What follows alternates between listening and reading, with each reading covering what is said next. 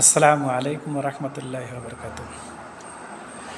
আপনি জানেন কি হবিগঞ্জ জেলার তেলিয়াপাড়া কেন বিখ্যাত?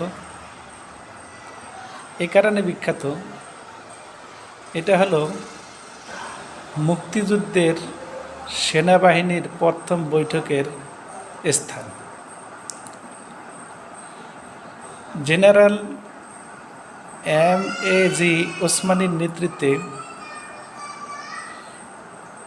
বাংলাদেশকে 11টি সেক্টরে বিভক্ত করা হয় এখানে বসে। এটাকে সিলেটের প্রবেশদ্বার বলা হয়। তেলিয়াপাড়ার অবস্থান মাধবপুরে উপজেলায়। এখানে একটি স্মৃতিসৌধ স্থাপিত হয়।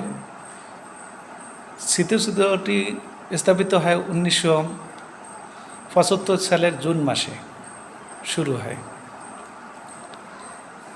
আপনি আরও জানবেন হবিগঞ্জ জেলায় 6 মার্চ 1971 সালে সর্বপ্রথম জাতীয় পতাকা উত্তোলন করা হয়।